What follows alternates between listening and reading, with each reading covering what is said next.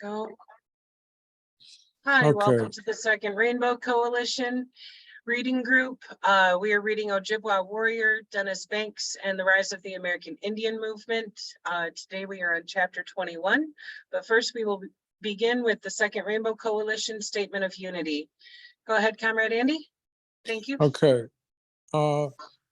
Second Rainbow Coalition Statement of Unity. Preface to the Statement of Unity. The U.S. was founded as a colonial settler state based upon white supremacy and slavery, stealing the lands of indigenous nations, breaking every treaty made with them, and confining them to quote-unquote reservations, concentration camps. As the country became more powerful, the eagle sunk its claws into other nations, making war on Mexico and grabbing its northern territory, invading Cuba, Puerto Rico, Hawaii, and the Philippines, and either annexing them straight outright or making them colonies or neo-colonies. And in the 20th century, it became the major imperialist power in the world, exploiting both people within its boundaries and those in every other country, bullying them with military interventions and robbing them of their right to self-determination. As Huey P. Newton stated, quote, "We have two enemies to fight, racism and capitalism. Between the two, capitalism is primary.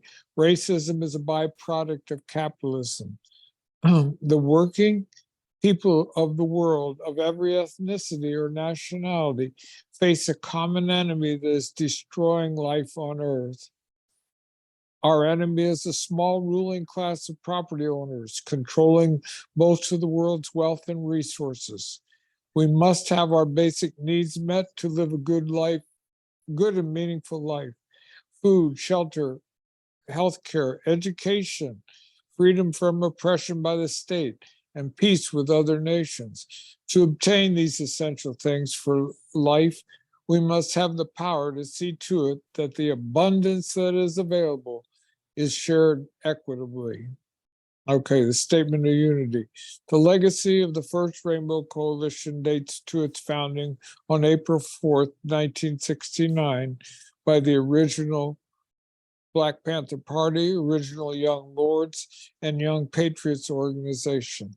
A number of other organizations joined this coalition not too long afterwards, such as the American Indian Movement, the Brown Berets, Rising Up Angry, the Red Guards, and others. Since the founding of the United States, the masses had developed a number of popular movements that came together to fight against this capitalist imperialist system in various ways around particular demands. Nevertheless, none had established a movement quite like the First Rainbow Coalition. This historic movement was the first of its kind that established a model of class struggle like no other. Okay, let's see. Its charismatic leader, Chairman Fred Hampton of the Illinois chapter of the original Black Panther Party, stated that at the end of the day, we weren't engaged in a quote unquote race struggle. He said, quote, "It is a class struggle, God damn it," end quote. By uniting with various oppressed ethnicities and masses, they were able to bridge the gap between the various ethnic communities that the white supremacy had long sought to keep divided. This class unity equipped them with the material basis and class consciousness to see their common class condition. Therefore, the necessity to form a united front against their common class oppressor, the capitalist imperialist class. The ruling class viewed this as the greatest threat to their class rule, and subsequently used the entire repressive force of the state, the police, courts, jails, prisons, and intelligence agencies, etc., in order to crush this emerging revolutionary socialist movement. We've founded the Rainbow Coalition on May 14th, 2021 with the intent of upholding the legacy of the original Rainbow Coalition. We believe that this historic example is the model for a united front that will best serve our class liberation by upholding the 10-point program of the original Black Panther Party, which was subsequently adopted and later expanded by the original Young Lords, Young Patriots organization and all the original Rainbow Coalition members. We established our programmatic unity. The 6 disciplinary rules that we uphold tie all organizations in our coalition. History has bestowed upon our generation a common class mission to fulfill.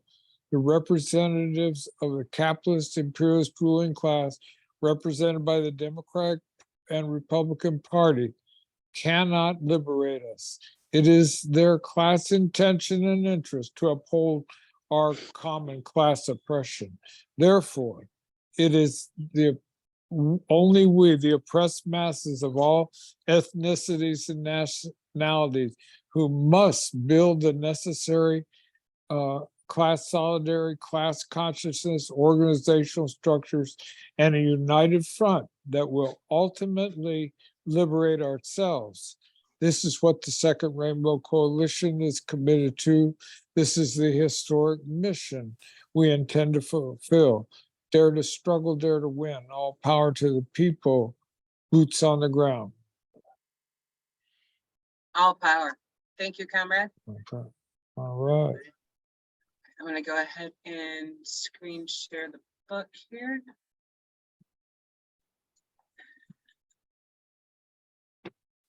All right. Can y'all see that okay? Yeah. Yeah. Really clear. Wonderful. Very clear. All right. This is chapter 21, Outlawed. When all the weaponry was finally still, 2 special agents of the FBI and 1 young Indian upon the hill had been the victims found to fall and die. The rest of the beleaguered outlaw group escaped the eyes that watched their hopeless flight by following an eagle's sudden swoop until they reached the safety of the night. Although the flight began from mutual dread, the only ones to face a jury's say were those accused of shooting agents dead. And not the man who blew Joe Stunts away. The law, it sadly seems, will always be, from time to time, applied selectively. Anonymous. They looked for me everywhere. A nationwide search for me was conducted by local, state, and federal officers. My friends joked that every Indian male with long hair between 30 and 50 years of age was liable to be stopped and questioned. I heard on the radio that the police almost got me twice, once in Kansas and once in Oregon. They broke into a sympathizer's apartment in Sioux Falls. I wasn't there. They looked for me in regional AIM offices. I wasn't there either. They searched for me in the WKLDOC office in Rapid City and laid siege to the national AIM headquarters in St. Paul. Helicopters hovered overhead and reporters yelled to the people inside, "Where's Dennis Banks?" In an action like Keystone Cop comedy, a state trooper pursued a vehicle driven by an Indian with braids. The Indian turned out to be Vernon Bellecourt. Later, state patrol officers, helicopters, and FBI agents tracked down Vern's car and searched it. Vern told them, "As you see, Dennis isn't in the car, but you can look under the hood if you want to." Peltier and his group of 16 followers had evaded the FBI dragnet and made it to Crow Dog's Paradise at Rosebud, where they found shelter among hundreds of Sundancers. At the end of the month, I also arrived at Crow Dog's. Kamuk was there too. We didn't know that one of the people there, someone we trusted, was an FBI informant who regularly reported on our activities to his bosses. But we had our ceremonies and were united for a time. We all pierced, giving our bodies to the Creator, and felt strengthened by it. Leonard and I were fugitives from justice. We thought it best not to bring the hunt down on the Sundancers, so we decided to keep moving until we found a place of safety. We left Kamuk and Tashina at Crow Dogs because I thought it too dangerous for them to travel with Leonard and me. Kamuk joined a group of young AIM people headed by Bob Rubidoux, traveling in an old decrepit Mercury station wagon. The men were transporting rifles and ammunition for use by the people in Pine Ridge to defend themselves should it become necessary. Kamuk, her sister Bernice, and of course little Tashina were among the passengers. They were driving along the Kansas Turnpike when someone yelled, "Hey, this thing is starting to smoke back here." Everybody piled out of the car. Rob Rubidoux was trying to find out what was wrong when the old clunker blew up. The explosion was terrific. Bits of asphalt were flung into Bob's face, temporarily blinding him. He rolled away from the car just as the rounds of ammo went off. Then the exploding gas tank blew the roof off the old station wagon. Kamuk was hit in the arm by shrapnel and cut badly. A farmer stopped to help, got suspicious, and called the police. The whole group wound up in a Wichita, Kansas jail. Kamuk was charged with transporting illegal weapons across state lines and sentenced to 3 years of probation. She did her probation time in Rapid City while staying with her mom and dad. When the police rummaged through the charred wreck of the car, they found the .308 rifle used by Agent Kohler during the shootout at Tent City and pieces of another rifle that they claimed had killed the two agents. Leonard and I were still subjects of a nationwide search. Wherever we went, we found support and a place to hide. Sorry, excuse me. On the doors of many reservation homes and even on those of some white sympathizers, people posted signs that read, "Dennis Banks welcome." It was a way to make their thoughts known and to mock those who were hunting for us. We kept close contact with Kamuk and other AIM people. I got a message about a meeting to be held at Oglala by Loudhawk, the head man there. The elders had told him, "We need help. Our young men have no weapons or ammunition to defend the people, and we need some explosives. If the goons and FBI come near us, we need some means of scaring them away. We need to be prepared this time." We went to Oglala to meet with them. I was not worried about going into the lion's den. Oglala was the last place the FBI would be looking for me. The elders asked me, "Can you go and find this kind of stuff for us?" I said, "All right, I'll try." And I talked it over with Leonard Peltier. I had heard that explosives could be found in logging camps. Then friends told us, "We can get you what you need in the Seattle area." I did not consider myself a violent man. On the contrary, I hate violence and I have always tried to avoid it. I often persuaded our men to resolve conflicts peacefully, but Pine Ridge had become the scene of a life or death struggle. It seemed to me that I should gather arms for our people to defend themselves, since the law would not protect them. Even if the guns were used only for show, perhaps the goons would realize that resistance was gathering momentum. I found myself caught in a web of events that might easily lead to violence.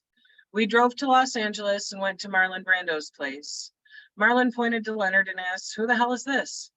When I told Marlon, he said, "God damn, you've got some nerve, but it's okay."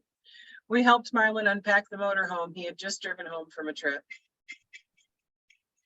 I told him, "Marlon, we're going to leave tomorrow because it's too hot for us to stay around here. Leonard is wanted under a federal warrant, and so am I. We don't want to put a lot of heat on you, so we're going to leave." He said, "Don't leave. Let's talk about getting you some legal counsel." Still, I felt that we needed to keep moving. We had dinner with Marlon and talked for hours about all the events and issues we were grappling with. The next morning, Harry Belafonte, who was in town for a movie deal, showed up. When I told him that we had gone underground, he hugged me and wished us good luck. As we were leaving, Marlon asked what we were traveling in. "Well," I said, "we have that car. It's outside."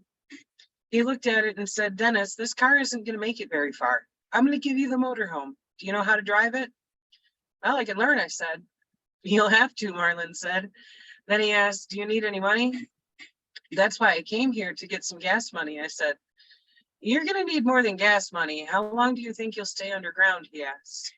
"I don't know. A lot depends on what they're going to charge us with," I said.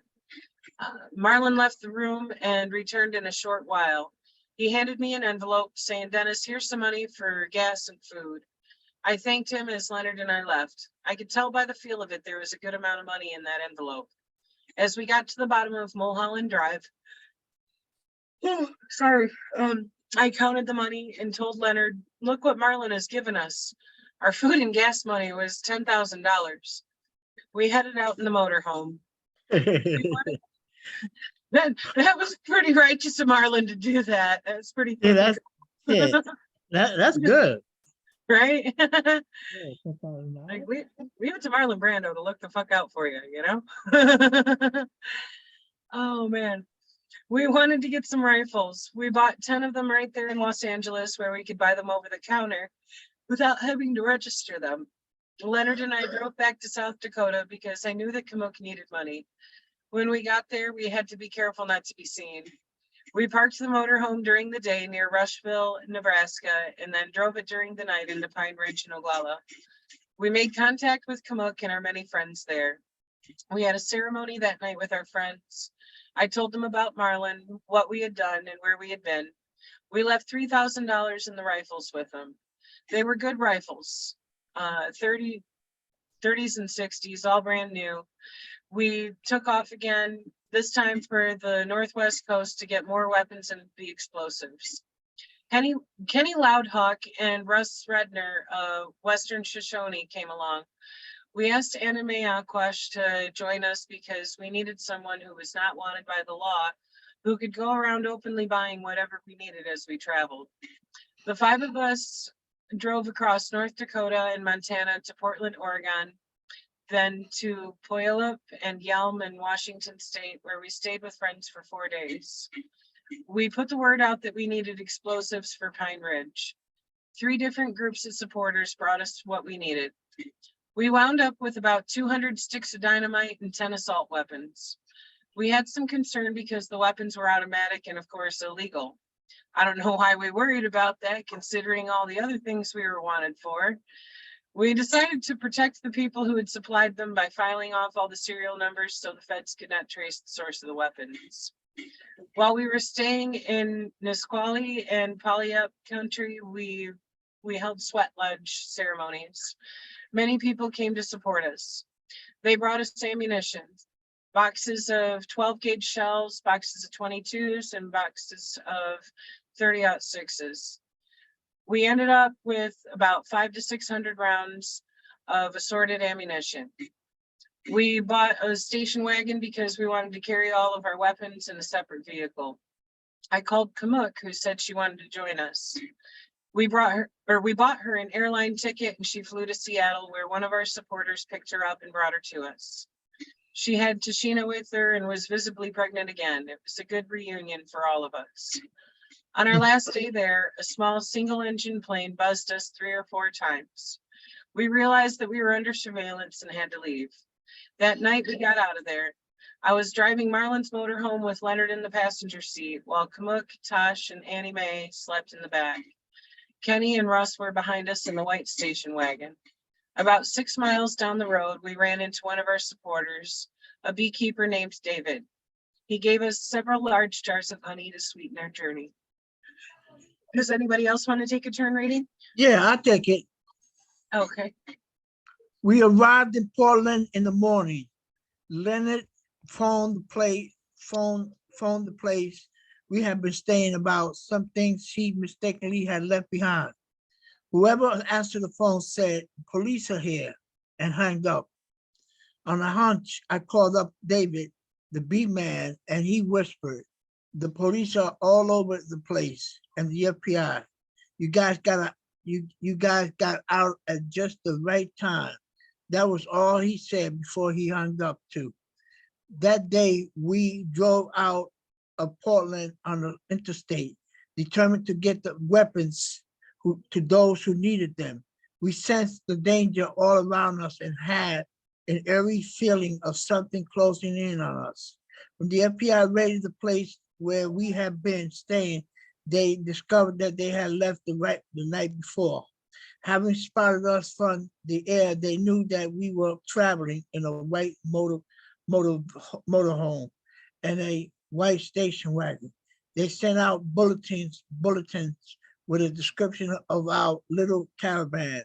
A police officer in Portland notified the highway patrol via teletype that he had seen us driving east on the main highway, describing Leonard and me as armed and dangerous. The bulletin instructed police officers not to stop us when cited because the FBI reserved the right to arrest us. The bulletin concluded with, repeat, do not stop those vehicles. The FBI was setting up their own roadblock somewhere ahead of us in order, as I am still convinced, to blow us away. We were driving along Interstate 84 near the Idaho border. The motorhome in the lead, in the lead with me in the driver's seat, and Russ and Kenny a quarter mile behind me in the station wagon. It was November 14th and night had fallen. Somewhere along our route, a state trooper by the name of Ken Griffin was having his coffee and studying the FBI bulletin. He then went on his rounds patrolling a section of I-84, and just as he got on the freeway, he saw our two vehicles drive by.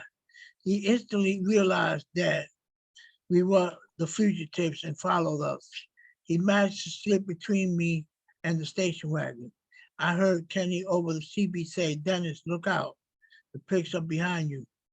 The trooper was flashing his lights for us to pull over.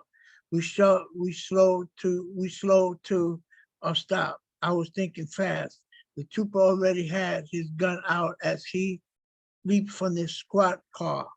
The cops were looking us over, making sure we were the ones the FBI were looking for. Now here we had a state trooper who had received orders not to stop us, but was doing it anyway. We would never know what he really was doing. Whenever he was looking for a moment of glory for himself, or if it was all a mistake. Meanwhile, some 15 miles down the road, the FBI was waiting for us. They had already put out a warning to the police in the area that there was likely to be a massive shootout. State Trooper Ken Griffin unwittingly saved our lives that night.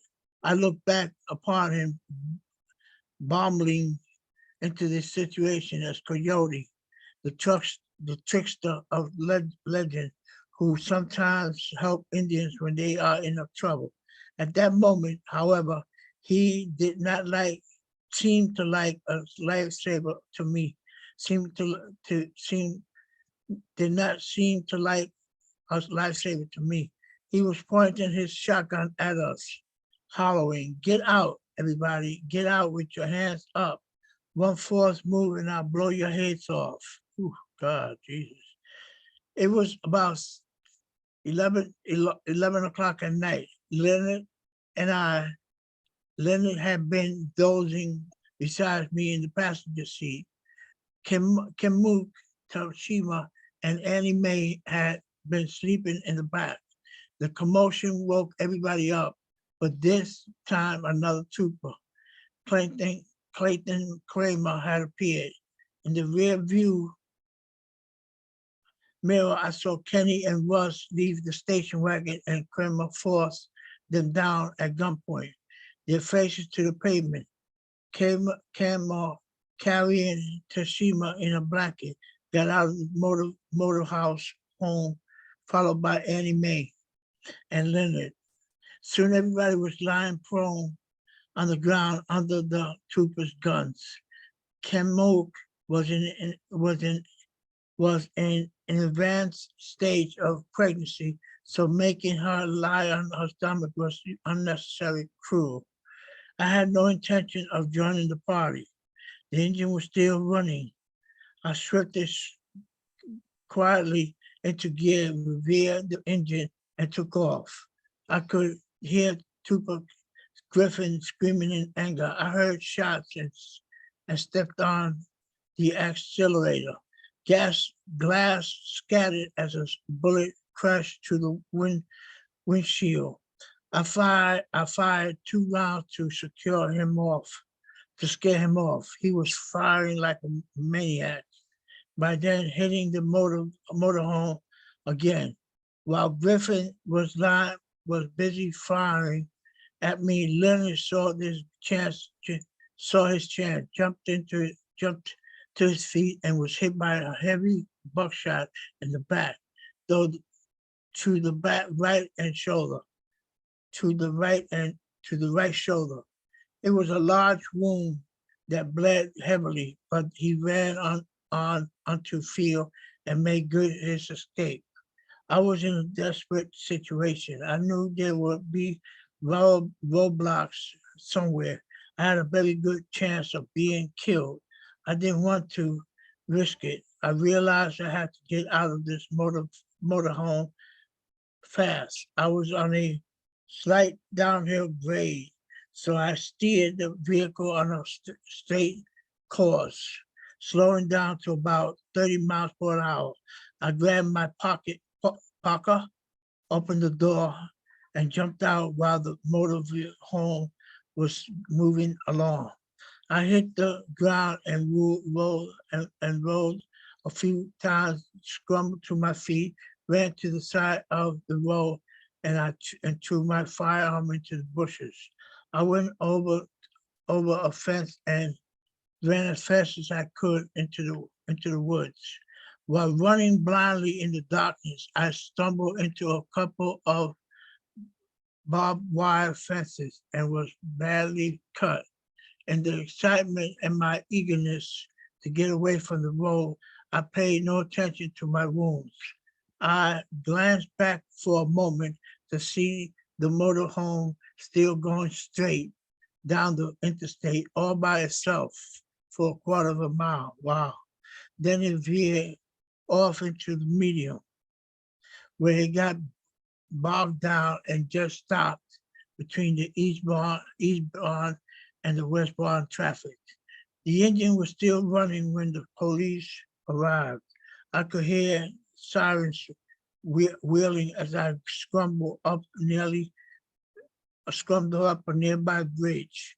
From where I could see Brando's motor house below me, there was some cars all over the place. There were squad cars all over the place. And I could hear a lot of shooting. The police and FBI were there in no time at all because they had been waiting for us. I was too far away to hear their voices, but according to police reports, they were all hollering for the occupants to come out with their hands up or else. That sounds like well, anyway. Of course, anybody came out, so they started firing. At least 20 law enforcement officers bumped around after round into the motorhome. The vehicle was completely shut up. Finally, they threw tear gas into the interior and waited, expecting the survivors to emerge, but they were not. But they were disappointed. In the end, they screwed up enough courage to enter into the smoking motorhome to find no one there. They seized the ammo, the weapons, and some explosives. The next day, they dragged it all into the field and blew it up, detonating the whole kit and carburetor door, including the dynamite in the station wagon, because they thought it unsafe to transport. They blew away all the evidence and did not even save a single stick of dynamite. So when we went to trial 6 months later, they did not have any proof to support a weapon charge against us. That's good. I watched the whole wild scene from up on a distant ridge. the flashing lights and the police milling around the shut up motor house. It was a picture of utter confusion. Then I turned my back on this scene and went deeper into the woods. When I hit railroad tracks, I followed them the rest of the night. I was still walking early the next morning as the sun came up. This was November in the North Country, and it was very icy cold. I could imagine. I didn't have gloves and was still bleeding from my left hand. Let's just pause for just a second. I see Joe put his hand up. Okay. Comrade Joe?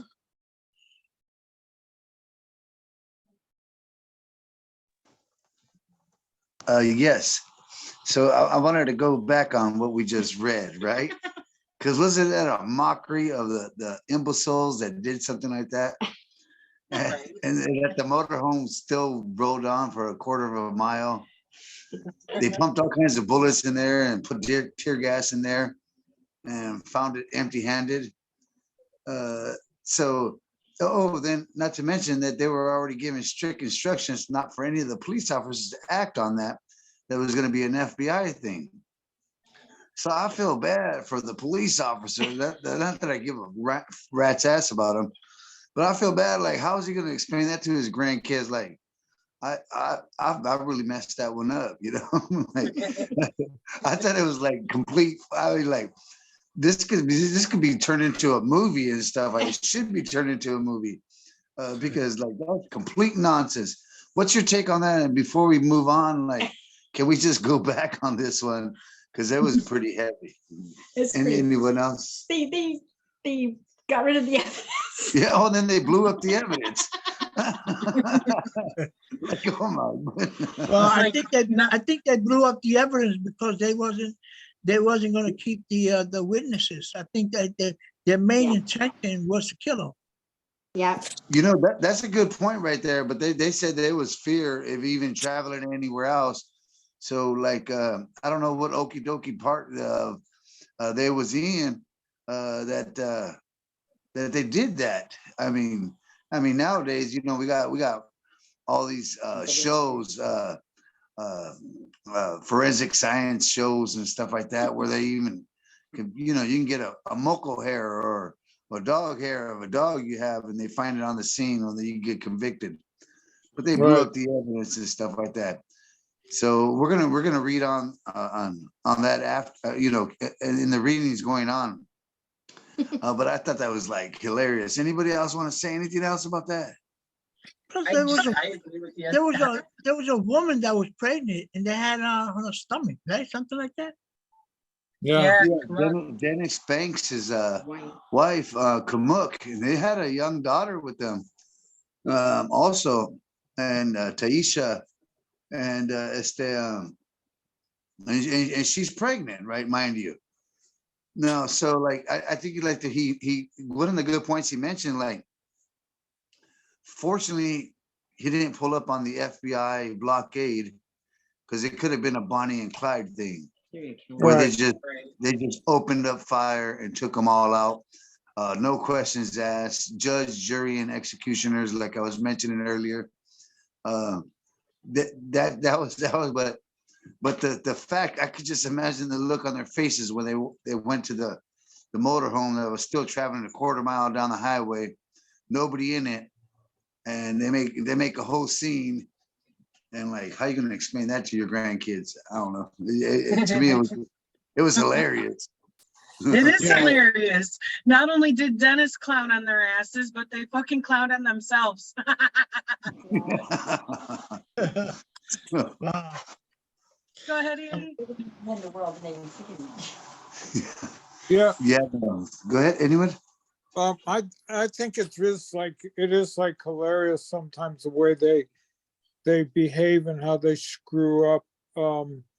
You know, I've been the beneficiary of that myself once in a while, but I think that one of the things that we see is how much fear they have, and fear leads to rash shootings, all sorts of things. That one of the things that we understand here in Chicago, when a 12-year-old kid gets chased down an alley and shot in the stomach and killed, and then the cop runs over to him and says, "Stay with me, stay with us, stay." You know, it's like he shot him in a moment of fear. Maybe he did regret it, but it doesn't matter because they're acting out of fear, and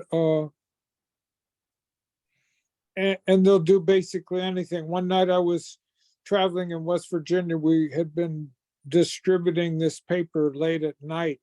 We kind of did it clandestinely. I was traveling with this guy who was a doctor. He was an emergency room surgeon, and he is a Vietnam vet. And we came across this scene where this car was on the road, had all its back glass blown out, and there was a young guy dying inside, and they had robbed a 7-Eleven or something with a squirt gun or something. And the cops feared this scene so much. They feared the guy who was dying, but they also feared anybody who would witness it. And the doctor that I was with said, I'm a doctor. I can help to save this kid, possibly. And they wouldn't let him anywhere near him. And this is what we're up against. They have captured the minds of these people that work for them. They've instilled hatred and fear into them, and so that they cannot be trusted to behave in any really rational way. Sometimes they screw up and it's funny, almost like some kind of movie, but mostly they attack whatever they perceive as a threat, you know, just automatically. And so that it's not surprising to me that they couldn't even follow their own chain of command. You know, this happens over in Afghanistan too. This happened in Iraq. These young guys get over there, they're scared out of their minds. They start blowing up everything in sight. And it happened in Vietnam. So we're part of the masses that they're trying to suppress. And as idiotic as they might seem, there doesn't mean they're any less deadly. You know, there was a brother, man. His name was Richard Clark, and he was an Attica brother, but he was also a veteran, and Vietnamese veteran. And he used to tell me stories, man. He used to tell me, he didn't do it personally, but he used to tell me how people used to go into these huts, you know, where Vietnamese would be, and shoot out the whole place, regardless of who was here. I mean, they would shoot it out, kill everybody, children, everybody they would kill, you know. And so I you know, and listening to the story here, you know, they were already determined to kill, because the mere fact that they heard that there was ammunition involved, you know, that was enough for them to be prepared to kill anybody on sight. Right. Fucking pigs for you. Stick me. Let's see. There we go. All right, Shay, did you want to continue reading, or do you want to bring? Yeah, let me finish up one or two, and you know, somebody else take it after that. My right hand was punctured by barbed wire, and I had deep scratches on my chest and knees. The bleeding did not concern me, but my hands were painful and stiff. I could not move my fingers. Wow. I came to a creek with tall reeds and a beaver's lodge. It seems like a good place to rest. Hidden from view, I stayed there among the reeds out of the wind for about 2 hours. I noticed a farmhouse with a barn about a quarter of a mile away, and knew that I would wind up in that barn. It looked so inviting, but I thought, not right away. I better wait. I heard some dogs barking in the distance and saw 4 men with rifles walking towards me. There was a little red reed hut nearby like a duck hunter's blind, which I crawled into. No snow had fallen yet, but it was as cold as a refrigerator in there. As men, as the men came close nearer, I could hear them talking. They were just some hunters looking for a deer. I could hear the dogs barking outside. Luckily for me, they were neither pointers nor settlers, but just ordinary dogs. As they ran off, a thought occurred to me.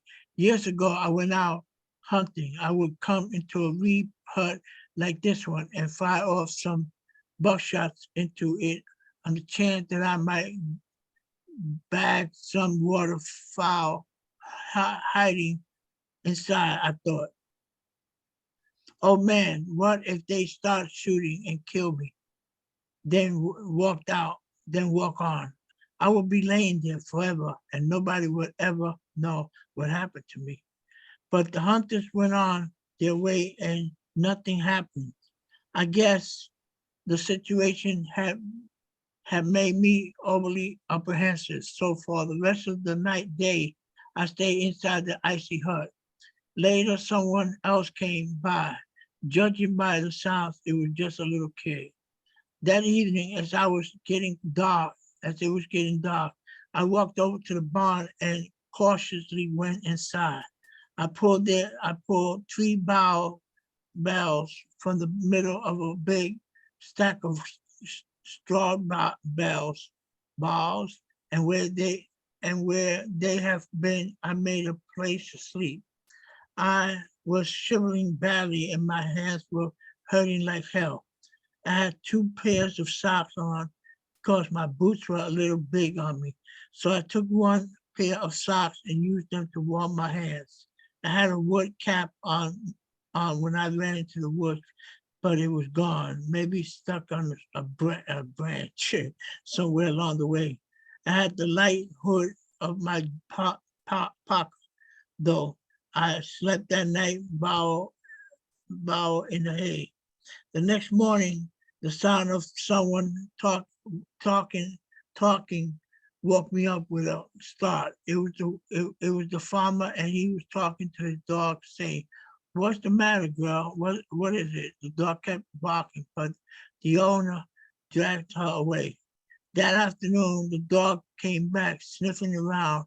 I saw the animal standing there, crawling at the spot where I was hiding. The owner came in once more, trying to calm the dog. "Come on, girl. There's nothing here." The dog persisted, but the man dragged her away. I was afraid that the farmer would come back and start checking around. So I went back to the reed hut and watched the farmer return to the barn, where his dog rummaged around in there for about a half an hour, then disappeared into his house. 4 days later, for 4 days, I went back to that barn to sleep at night in the hay. During the day, I hid in the hut. I was ravenously hungry, having survived only on water, and I licked from icicles. I saw the farmer pumping water into a gallon jug from an outdoor pump. Then he pulled the jug down beside the pump and went back into the house. I waited for a while, then made a run for the jug. I took it into the reed hut and drank deeply from the pure water. During all the time, I was very sick about Kamoke and her little Tashina. It was torture not knowing what became of my family and Annie Mae and Lenard. The fear that they had been hurt was growling at me. I knew that most of the shots had been directed at the motorhome, but uncertainty was driving me nearly mad. A thought went through my mind. Did I do the right thing? Did I abandon my people just to save myself? Feelings of guilt overwhelmed me. I had to have that answer. Sometimes your mind plays tricks on you. I noticed that the farmer was loading up his trailing trailer. Other cars were coming and going. What I didn't know was to find out later was that the farmer was being joined by the rest of the family, rest of his family. Wait a minute, wait a minute. I lost there. The rest of his family, they were all moving away from the farm. This was the last day on the place, and it was my 5th day since escaping from the interstate. I decided to come forward and show myself. I had a story ready to tell him about being lost in the woods after some kind of accident. The farmer was standing by the trailer. I had planned what I was going to say. If he went inside and grabbed the phone, I would have to run. I called out to him, hello there. He walked over to me and said, look, I got lost from my group a couple of days ago, and I have been out in those woods ever since. I was wondering if you could give me a lift to town, or if you could let me use your phone. Or he stopped me from going any further, saying, you Dennis Banks, aren't you? Oh shit. I looked him squarely in the eyes and said, yes, I am. He busted up, man, oh man, you better watch yourself. There are hundreds of police looking for you. You big story on TV. He went on, my wife and I met you some time ago in Lincoln, Nebraska. You and Marlon Brando were making a speech. You asked for donations that night, and I didn't have a single dollar to give you. I'm so glad I could be of some help now. I was stunned. Of all the thousands of people I could have run into that day, I found this man who turns out to be a friend. The odds of it happening must have been 1,000,000 to 1. I asked my new friend, do you know what happened to my family and the people they were with? He told me, well, according to the reporters on TV, there was a big shootout with the troopers, and they shot up the motorhome, which they say is owned by Marlon Brando. They arrested your wife, one other woman, and 2 men. But one guy got away. They think it's Leonard Pieter. I asked, everybody hurt? Was anybody hurt? No, they all fine. I flashed to my mind that my taking off in Brando's motor home has served as a distraction that might have enabled Leonard to get away safely. Otherwise, he might have exchanged fire with the troopers and somebody could have been killed. The new thought made me feel a lot better. The farmer went on. There was another follow-up report about a shootout between some farmer and the guy they think is Leonard Pater, but nobody was hurt. That guy stole a pickup and got away. This is on the right. It's on the news right now. I said, listen, I need a ride. I have to get out of there and get in touch with people who can pick me up. He asked, where are you going? I told him I wanted to go to California to get in touch with my friend's name. He said, I'm heading east and I can make a detour and go south. I could drop you off then, but you will have to ride in the back of the trailer because they have railroads all over, roadblocks all over the place. If they stop us and see you, we'll all get arrested. Are you hungry? I said, sure, I sure am. And that's where I stopped. Okay. Andy or Joe or Kim, does one of you want to take a turn reading? I can take over from there unless somebody else would like to read. Okay. Sounds good. Also, like before we go on reading, well, that was some pretty important reading right there too.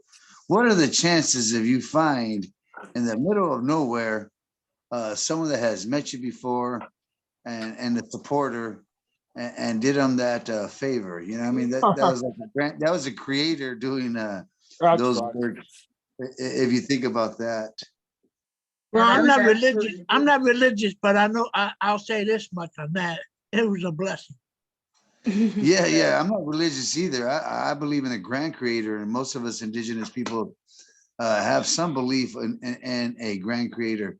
And I'm not bringing in modern day religions or colonial religions. I'm thinking about spiritual guidance there. But anyway, I can continue on reading. Just it. hella lucky. Oh yeah, or hella lucky. You know what I mean? Like, what are the chances of that? So I'll That continue. probably On. saved his life. Yeah, I mean, imagine that in the middle of nowhere. So I'll go on reading. It says he went inside the house, came back out, and drove off. About 30 minutes later, which seemed like an hour, he came back. I trusted him, but only to a point. So I kept looking for any squad cars that might be heading this way. I was prepared to bolt and run. Finally, he came back with his wife. He was holding a bag of sandwiches. He said, I told my wife, who are you? And where are you going? And we're going to help you. She poured me some hot coffee in a styrofoam cup and said, this is our last day here. We're moving on. Her husband opened the back of the trailer, showed me a box of I could sit on and said, hop in. They took me all the way to Winnemucca, Nevada, where they put me up in a motel. I had my first chance in a long time to see my reflection in the mirror. I was shocked at what I saw. I was a mess. My head and hands were caked in with blood. I took a long look, but hot shower, then had a good look at my injuries. I had deep gashes on my forehead and on both legs above my knees where I had hit the barbed wire. I had not noticed the wire in the darkness and had grabbed it to stop myself from falling. The barbs had punctured my hands. To this day, I still have the scars. After I got dressed, the wife of the farmer said, well, Mr. Banks, we've got to go now. So I guess it's goodbye and good luck. I thanked them for all they had done for me and asked them for one last favor. Could you go to the payphone over there and call this number in San Francisco? Ask for John Trudell. I watched until he motioned that he had someone on the line. I walked over and grabbed the phone saying, John, this is Dennis. John said, well, where are you at now?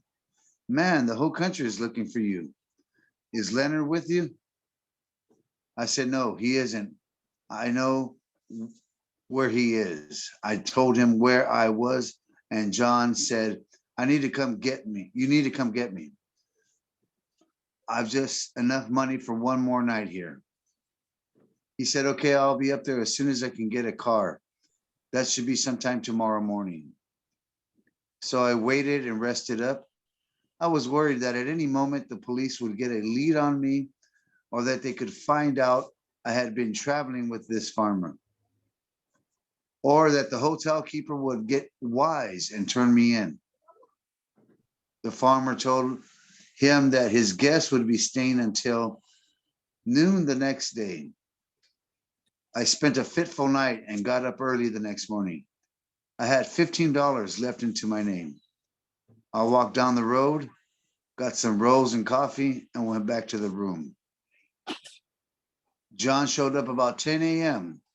I was overjoyed to see him. He filled me in all the news. Are you in your meeting?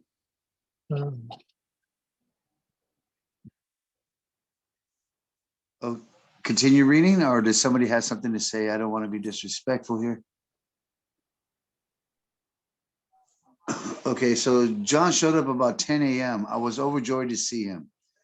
He filled me on all the news. Kamuk, Tosh, Annie Mae, Kenny, and Russ were alive and injured, but unfortunately, they were all in jail.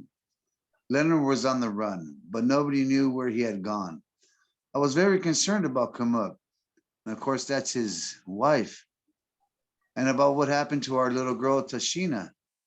But the first thing was to get me to a safe place. John took me to Reno, Nevada, and we stayed there with some supporters for 2 days.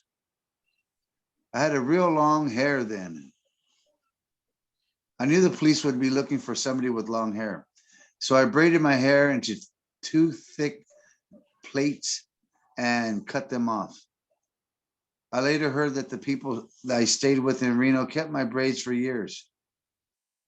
I did not want to hide or go into that paranoia or a paranoia or yeah, I'm not familiar with that word, but I know in a paranoid state, right? Of Yeah. having to look behind me every tree for cops.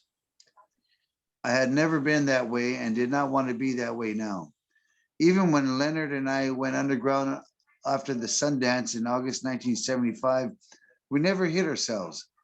We openly walked around and did our shopping. We only disguised ourselves by wearing sunglasses. John Trudell and another friend, Daryl Standing Out, took me from Reno to the Bay Area. I stayed with them for a few days, then called my friend Lee Brightman and asked if him and his wife, Trudy, would put me up. They agreed, and I stayed the rest of November and all of December with them.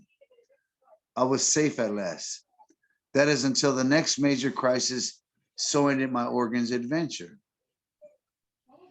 When I look back at it all, tight spots I have been in, I realized that the closest calls was when that state trooper stopped us on the interstate because of the many shots that were fired at the motorhome. And that trooper intercepted or at us just by an odd chance against orders.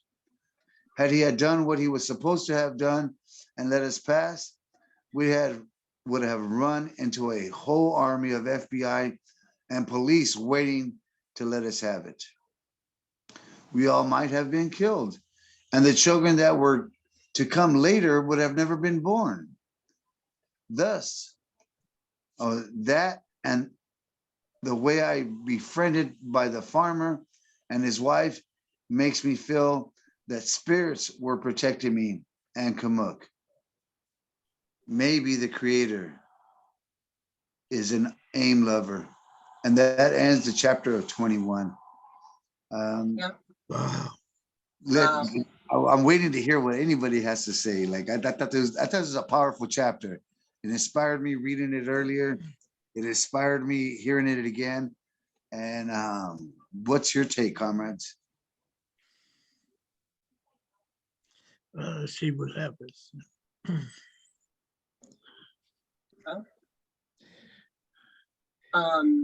I think that's amazing the way that they all survived that, you know, they easily could have died that night, easily. And instead, that pig intercepting them saved their lives. And I think that's kind of beautiful, you know, that wasn't what he was intending to do there, you know, but he actually kept them probably from all getting lit up in that motorhome by the Fed blockade, you know. It's sure luck. Yeah, because it could have definitely turned out to like a mass shootout. They always say, "Stop resisting," or "I'm in fear for my life," and then blow you up, blow your whole car up, Right. and their fear of confronting stuff. But that's the jobs, the oath they take, and the jobs they take. Well, when we're talking about defunding the police, maybe we should take in consideration too, like training classes for the police. Instead of all this defense stuff, I want to do when a bad manner or a bad thing that takes place. How can we prevent that? How can we prevent that from taking place? So because it's shoot and then ask questions later. They still do it today. and it's a damn shame. But fortunately, these people were saved at this specific moment in time. Anyone else? Yeah, well, I wanted to raise a certain point that, like, if you look at like all the revolutions that have ever taken place, they get to a crisis point where the soldiers and the police start switching sides. I saw this in the Iranian revolution when these police were physically beating these people down in the streets in Tehran. And at a certain point, this one cop turned around and started beating on the police officer that was behind him. And, you know, in a lot of cases, those things happen in the course of a revolution. You can't make a plan based on it, but it's because of the fact that the whole society is crumbling. It's like an empire crumbling. There was the Roman soldiers were at one time the most powerful on earth. Nobody stood a chance against them. They just went in, they wiped you out. They had slingshots that fired a lead bullet. I mean, they could take your head off with one of these things. And they were in power for a long, long time. Once the empire started to crumble, the troops started to rebel. The troops started to fall in with the slaves, and you know, these masses of people that everything was falling apart. And I had an occasion to talk to this one cop because he was at this demonstration, and I said, what are you doing? What do you think you're doing? Because this is not a job that even the police can do. You can't hold this society together. It's falling apart. And they sort of realize that, some of them.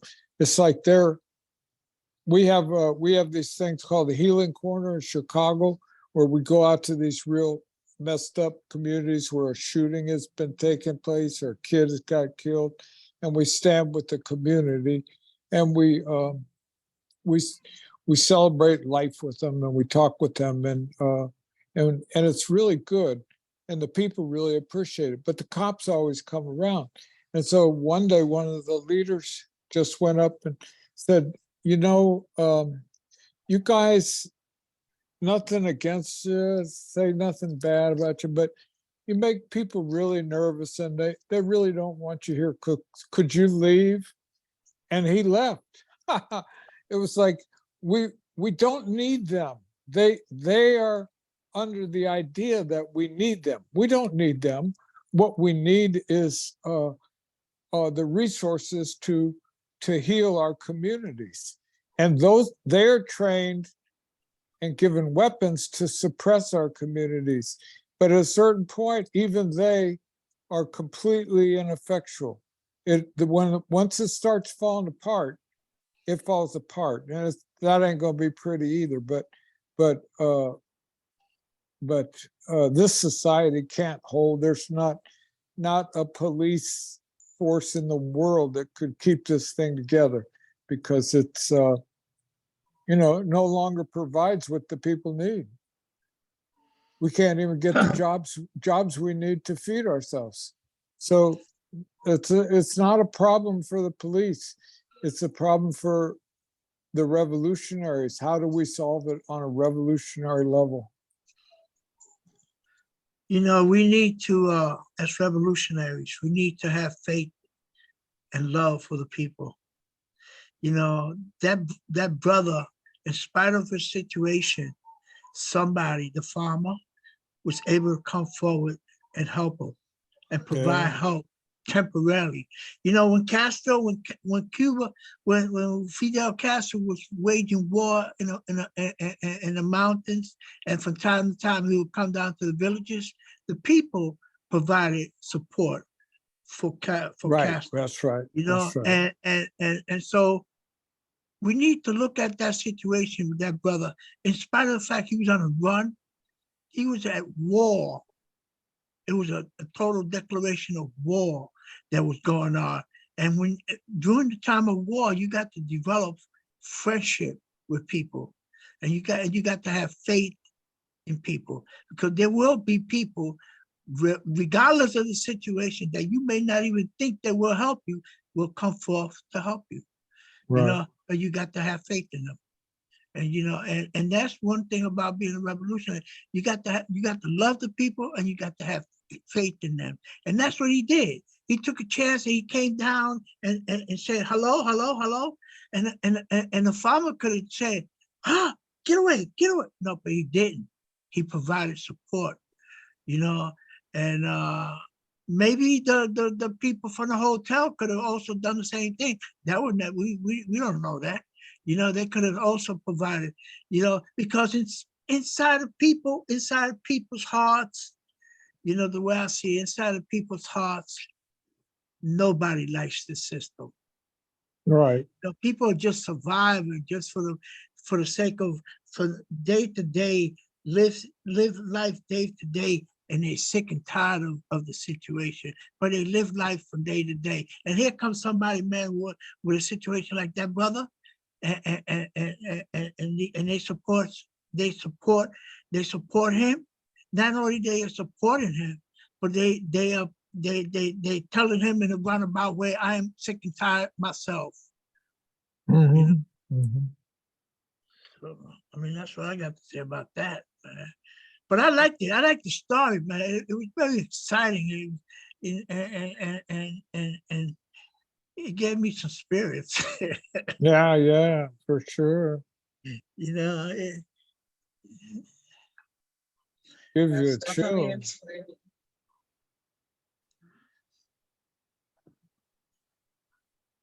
Wait till the next chapter. I already started pre-reading the next chapter. It's almost as interesting as this one, but definitely been a good book. Looking forward to the Young Lord's next reading. But you know, I'm really grateful for these book reading clubs or not clubs, but organizations to provide such information to keep us inspired, to keep that flame sparked within us, because it's so easy to lose it in today's times with all the struggles that we have to face, and we kind of get burnt out. But this is a little, adding a little oil to the candle to keep it flickering. What keeps us as revolutionaries alive and illuminating, to keep on continuing to show light into the younger generations. So very powerful reading tonight also again. it was good. It was good, and there were lessons to be learned from it too. You know, the mere fact that, you know, like I said before, you know, like, you got to have faith in the people. You know, if he would have came forth to that farmer and said, help, you know, hello, hello, you know, and the farmer already knew who he was. See, the farmer could easily turn him in if he wanted to, but he didn't, you know, because he knew that deep down in his heart, he knew, man, that what brother was doing was right, you know. And Yeah. sometimes we don't, we look at people and you know, just like you know, I mean, the Panthers, look at the Panthers as an example. The Panthers came forth, man, the way they came forth, and they had a lot of support. As a matter of fact, you know, I shouldn't even mention this, but the Black Liberation Army, you know, they had support from the community during their whole time, you know, and it's called, what is called, oh God, the underground something, oh God. Underground Railroad. The Underground Railroad. Thank you, Andy. Yeah, the Underground Railroad. They had that established well in advance, you know, and so did this brother, as far as it's kept in the story. He had an Underground Railroad established too. Anyway, let somebody else talk. I think No. that's real important to, when you're thinking about like everybody's talking about, like these people that are survivalists or preppers, or they're not all historically they're not all on the right wing. The Underground Railroad's a great example of how, like, the people organized themselves, and it was not like a real tight organization. It's very loose knit, and actually depended on in many ways on the people being moral and being decent, and it's trying to be what they envisioned as good Christians, as opposed to slave owning Christians. I mean, that whole abolitionist movement that came up and developed over hundreds of years was because people looked at the viciousness and the brutality of slavery, and they said, this is sickening. I don't want nothing to do with this. And they started that way. We're in a similar situation. We're looking at a world that's gone cuckoo, crazy, and is, has to be changed. It's not a matter of choice. So yeah, we're on the right side of history. That's all. Yeah. One of the good things that's been mentioned in this chapter and the previous chapter is some of the locations that they've hit. Because when you go absconding and when you go on the run, you have to have comrades in different areas to be able to relocate to. You have to have compounds where you can stay a month or two. You never know what's going to happen in today's society. And in those same compounds, they could be training courses for tactical reasons, without saying too much. But what's nice is once you get into the movement and you have comrades across the nation, it's easier to just get up and move and relocate until the fire dies down, so to speak. Saying sometimes the fire never dies down, but to be able to relocate to different regions and continue our comrades in different regions, because I could be in an event in Chicago, comrade. I could be in an event in New York or in Arizona or whatever state I'm in. I'm in Oregon this week. I'll be in Seattle, Washington next week. But to have the camaraderie of having home bases in each location, just in case you're doing an event or an action and shit really comes down, where are you going to tuck and move to? Now, I'm not going to say tuck and hide, because I really don't hide either. But what are your options and stuff like that? So, and two, as revolutionaries, we have to have basic training camps that are out of the way, out of the area, where we can do tactical training and get revolutionized in the forefront of what's coming up. And I don't want to say too much because we're on live and stuff like that, but these are things that are important. That's all. Yeah.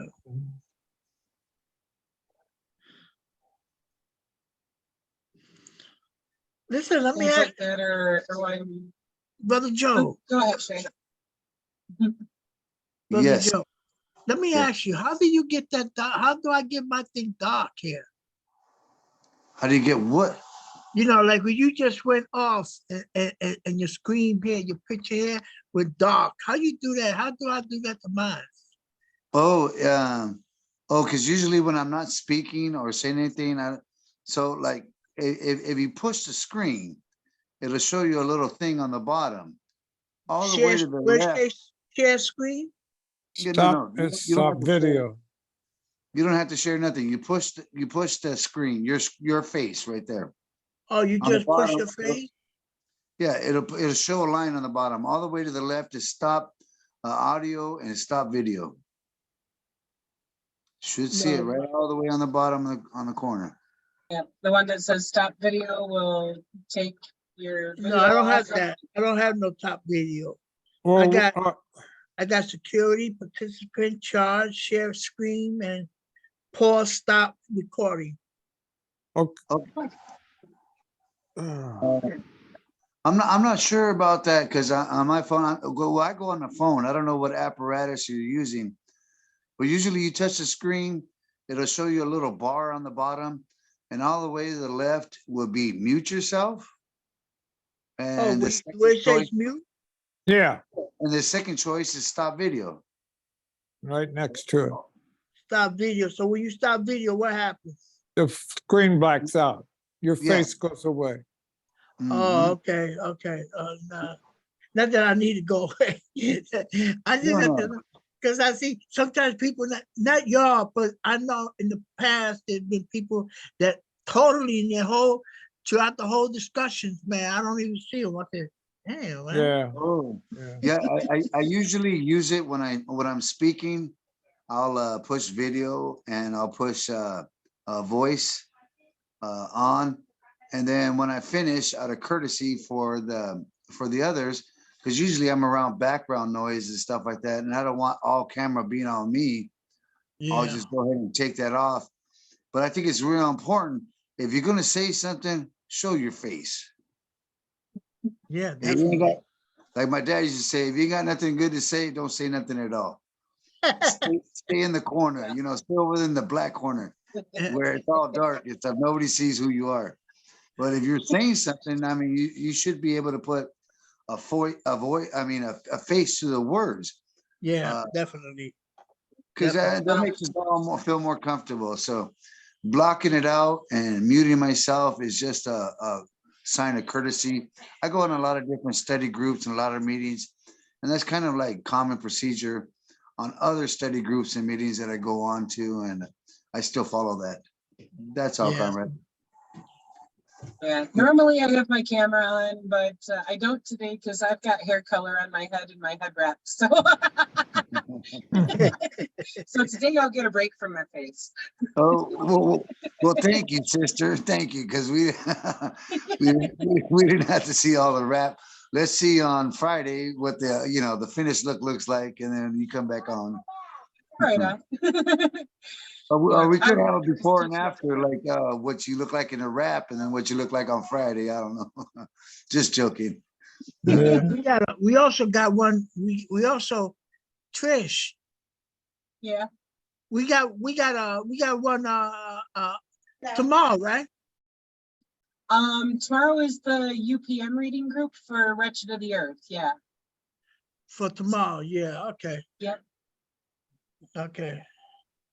And that's at Yep. 5 p.m. Eastern time, if I remember right. I would Yeah. just want to say something about like this whole, I think that's right. The idea of like, we're open, our faces are open, our opinions are open. Like, I think that it was a good little part of the story tonight was when they said we hid in plain sight. We walked the streets, we wore sunglasses, but that was it.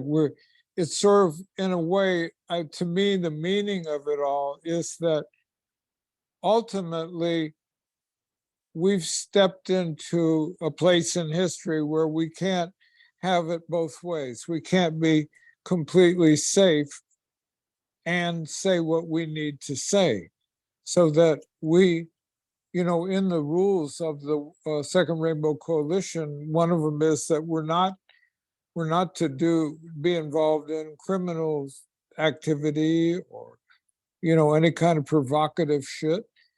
But that doesn't mean we're shut ourselves off or that we're afraid of our own shadow.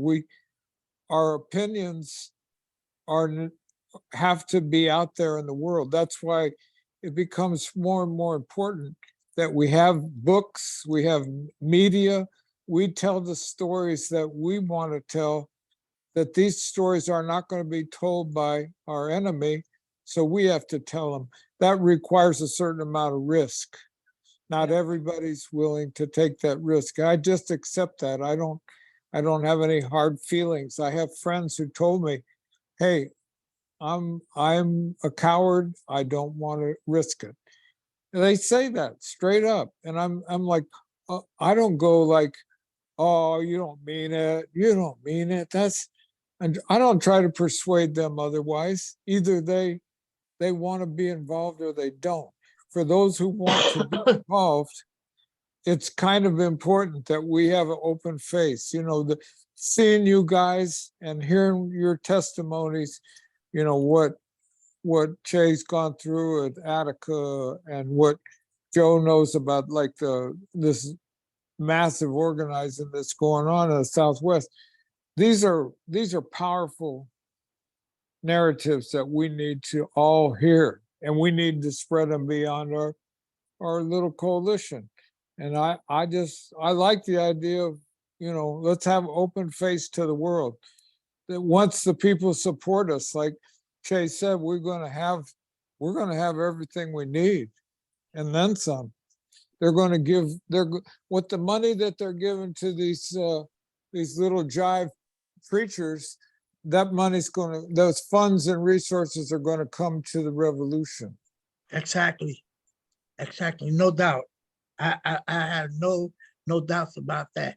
As time goes on and as we grow, you know, the more we grow, the further, the more strength we have, and the more strength we have, the more support we're gonna have from the people, you know. But you know, right now we small, you know, we do have strength, you know, a lot of it, you know, not much, but a lot of it. But the sooner we start expanding, you know, and people start getting more involved, you know, and more truthfully involved, and I say that for a reason, with no reflection of nobody here, you know, but you know, getting more with your heart, from your heart, because our involvement has to come from the heart. You know, and the more you get, the more strength you get in your heart, the more you give to the people, you know. And I think that we will definitely eventually, man, we will grow, and we will grow. There's no doubt. And as we grow, we're gonna have more supporters, and with that, it's gonna be money that's gonna come my way, you know. Who's gonna be involved in it? I don't want no involvement with no money. You'll take care of that. I got my own problems with money. Yeah, I got not but my problem. I got my own problem with money. I don't want to touch money, man, that I know it belongs to us. I want money that belongs to me. So if there's any problem, it's nobody's reflection but mine. We know where to look. Yeah. Yeah, no, you know, both of you comrades have good points right there. I like Comrade Andy saying like, well, there should be a face to your words. There should be a face to the movement. But I'm a little camera shy, so I don't really like to be on the camera. I even, you know, 15 minutes before I go comb my hair or something. Hey, I should have done the same thing. so yeah, I mean, but anyway, when we're talking about with being involved, of course, a lot of us are in the limelight, depending on how involved you really get. And I heard you mention the Southwest. No, we're working on a national basis. So we're all over the place. You know, in solidarity with all our comrades. Right. I guess I don't know. I'm still learning. Of course, I've only been in the movement for 2 years, even though I've been a Chicano representative of the community. I've never been involved in anything such as the Brown Berets or any other organization, except August 29th will be in exactly 2 years. Actually, it was June 19th, 2 years ago, that I really got inspired to like, hey, I can do more. We all can do a little more. Mm-hmm. And we have to influence one another. And sometimes through social media or through our posts or through just book readings like this, we continue educating ourselves. We continue in enlightening one another to like step forward. Because some of us are a little culture shy or shell shy or reserved. And a lot of people have been dormant. Even after COVID, even there was a more dormancy in people's. But Yeah. what COVID did create is a platform where more people use social media, Zoom links, and things such as what we're using now, because that's the choice they had. They were in Yeah. lockdown, so to speak. But some people have been locked down in their own minds before COVID. So it's just an opening expression of how we can express ourselves. Give us a platform to express ourselves. Give us a platform to share with others that want to express themselves, so we can continue on this a learning journey on how things could be better. I mean, I don't have all the answers. I don't think any one of us sitting here tonight have all the answers, but we all have something we could share to create a better understanding of what the answer could be and should be, and how it should be understood. Right. And that, Right You on. know, Right I'm on. so, Right I am on. so, you know, and I'm not speaking from a religious point of view, but I'm so blessed because, you know, I've been in the struggle since 1962. You know, when I was 15 years old, I got involved and I was in prison. And when I came home, I continued staying involved, and I was part of the Midnight Special. Maybe Andy knows about it, Midnight Special. You Yeah. know, I was part of them for a long until we closed down. Then, you know, just recently, I was in the Showtime. Has anybody seen my Showtime? No. No, well, when you go to Showtime, you put in ch21 Attica, and it'll come up in the show. It's a movie, you know. And Oh, yeah. fortunately, I've been, you know, I mean, not to brag about it, but I've been all over the world, you know, with that movie as well as the Attica. There's another Attica, the Ghost of Attica. I was in that too, you know, and that became a movie, you know. So I mean, the beat goes on, man, and you got to continue doing, you know. That's why, you know, I think that, you know, this book club, man, I call it a club. Book club is going to definitely get places, go places, but we need to be solid. We need to be in unity at all times with each other, you know, and support each other.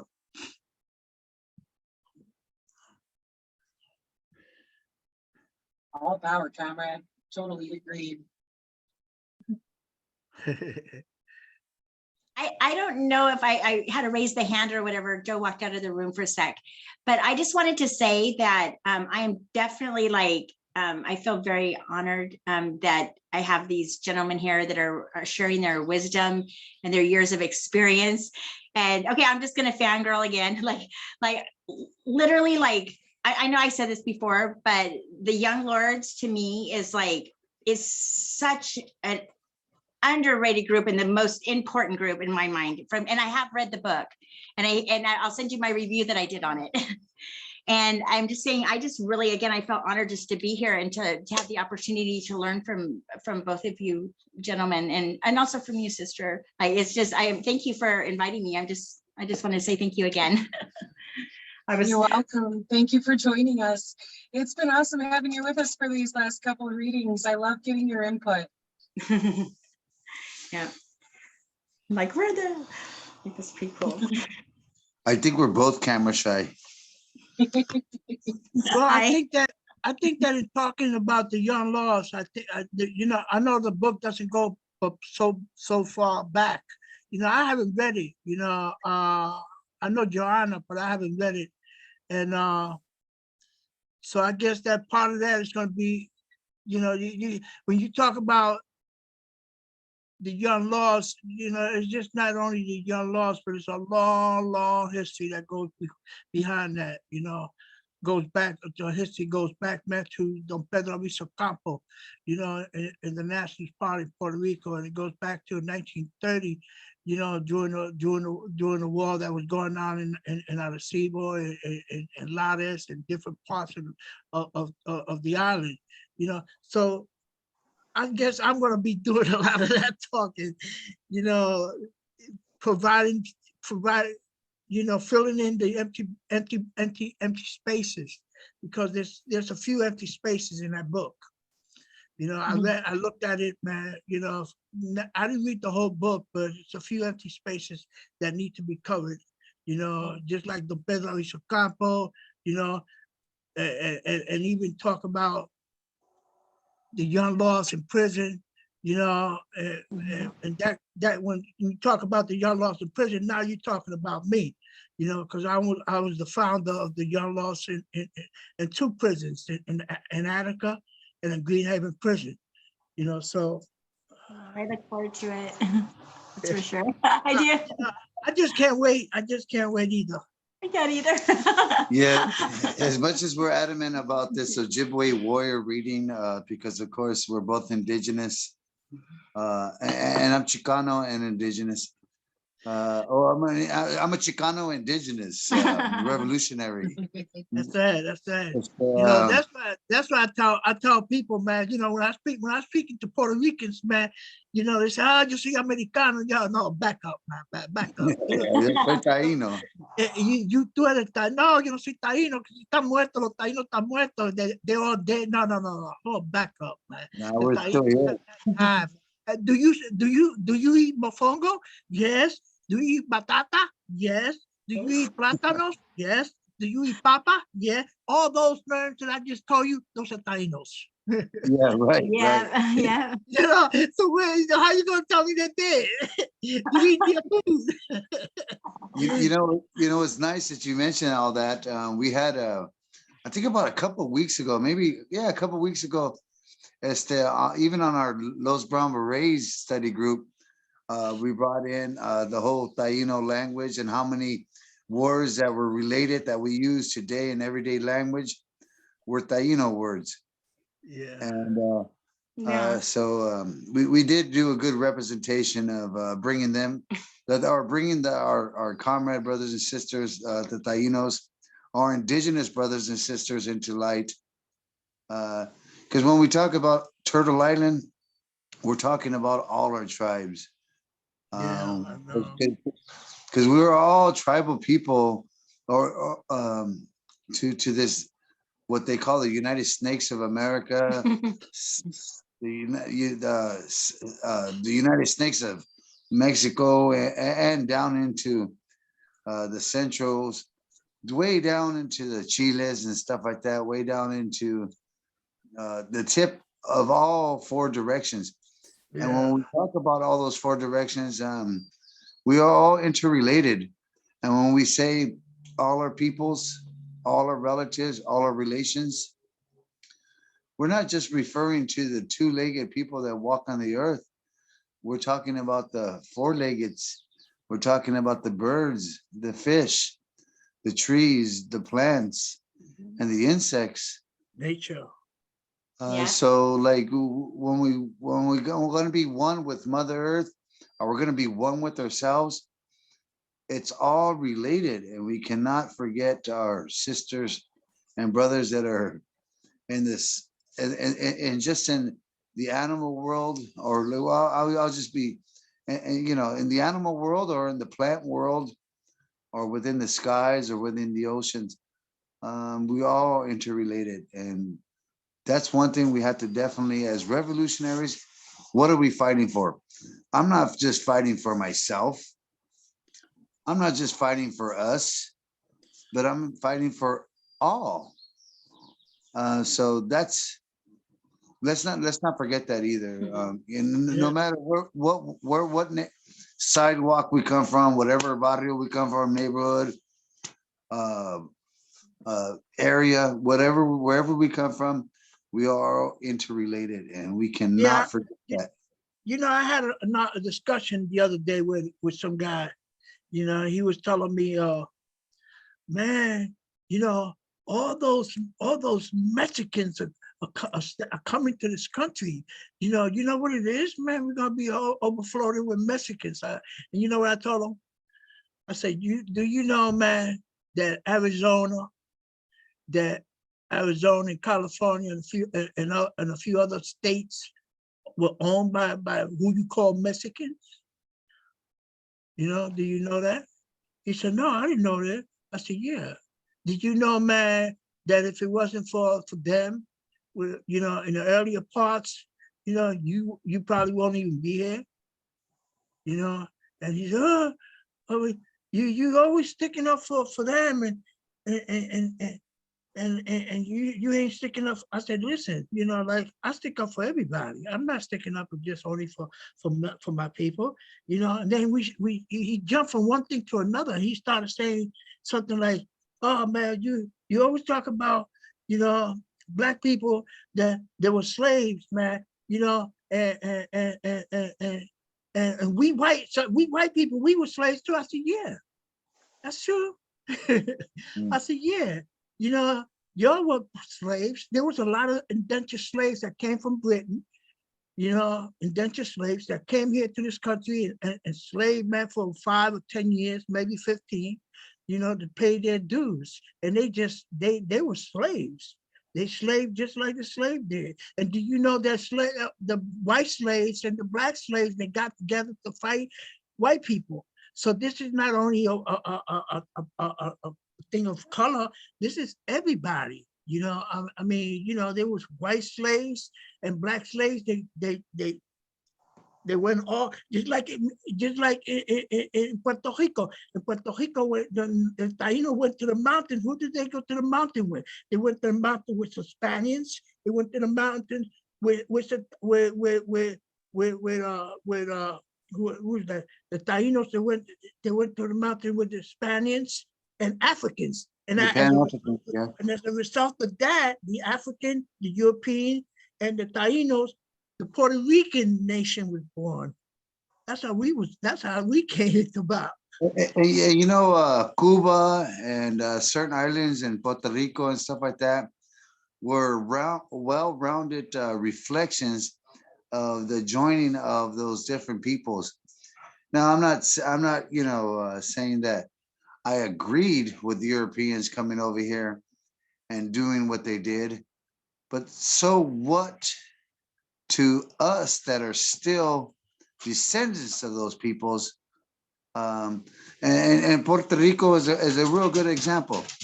You can be in the same household and you guys are different shades of colors. Yeah. Just like us. And when you're talking about Chicanos and when you're talking about the Southwest, which we also we consider Aslan. Aslan reached into Texas, New Mexico, Arizona, California, Nevada, a portion of Oregon, a portion of Utah, and a portion of Colorado. So it's even more of a grander scale. The people think, oh, just the Southwest is Arizona and California. No, Aslan reached out into deeper depths. Right now, I'm in Oregon. I'm on the other line where the Mexican government didn't impede on and colonize. So it was just colonized by white people and indigenous peoples to this neck of the woods, or these native peoples and these places. And it happens like that. You can even go into Louisiana or to Florida, where there were a lot of mixes of from the French and stuff. And in Canada also, a lot of indigenous people I work with were very influenced by the French, colonized by the French. I shouldn't say influenced, colonized, and they share their influential ways on how to change and be more like them. But there's been resistant fighters since 1492 and even on beyond that, because people just think, oh, 1492 was a date It was 200 No. years before. And It was 200 years prior to that we've been influxed by colonizers, and history doesn't talk about that. But if you don't read his the Toronto story, people were the first affected. Yeah. oh, and then the comrade Go ahead. Sister Kimberly's over here saying, and Tainos were one of the first And the ones that influxed by early prior to 1492, and most affected Mhm. by them. And we're talking about a little island. Well, it's not so little, but just a little island. Could you just imagine the destruction that they've made across all the United States, Canada, and South America? Like, oh man, that's a horse of a different color. That's a whole different conversation, probably. Yeah, yeah, yeah. Yeah, well, like in 1902, man, the United States, man, bombed the capital of Puerto Rico, San Juan, and and actually what they were doing, because when they invaded Puerto Rico in 1898, they invaded it and took it right over, and all of a sudden they colonized the island. And in 1992, man, all Puerto Ricans, the little kids that were going to school, they were forced to talk English, and the flag, our Puerto Rican flag, we wasn't even allowed to put it, to have it. If you spoke Spanish in Puerto Rico at one point in history, you would have been put in jail. A lot of people don't know that, but that's true. You were put in jail in 1902 during the school years. Well, it wasn't really school, but it was sort of like a school. And kids would go for education. The education basically was based on the American education, and I mean, I'm gonna talk a little bit more about that, man, when it gets to the Young Boss book. Yeah, that's a good point right there, because not only in that aspect of thinking about it, but we can think about it even in the book reading we're reading today. A lot of them got sent out to boarding schools. Yeah. And then even myself, as a Chicano in Los Angeles, California, I got expelled in 1983 from the school district for speaking Spanish. The teacher said I was making terrorist threats towards her. I was just talking to my homegirls, and mind you, we didn't grow up speaking Spanish in the house. I learned that on my own. Well, with the help of my grandparents. But yeah, even in 1983, I got expelled for speaking Spanish, talking to my homegirls on a Monday morning about something that happened at some house party over the weekend. And we were talking about some girl that was acting a fool over the weekend. And the English teacher grabbed me by the ear, tried to pull me to the principal's office, says, "You're making, I speak Spanish. You're making terrorist threats towards me." No, she got mad because the first week of school, she made us write a report on 2 books. One of my books was Bury My Heart at Wounded Knee. My second book was I Am Joaquin by Rodolfo Corky Gonzalez. But being that I was like such a revolutionary at a young age, she's like, "Oh, hell no, we ain't gonna let him in our high school because he's gonna influence the rest of them and become radicals." And that's what I got kicked out of school for: speaking Spanish and being a radical movement shaker and at an early age. And it was just in my heart. Just growing up in the barrio, I mean, my parents did the East LA walkouts. My dad went to Vietnam. My mom became a seamstress, and well, we grew up and we got out of the barrio. But and they took us to a middle suburbia. That was their mistake. They should have just left me in the barrio.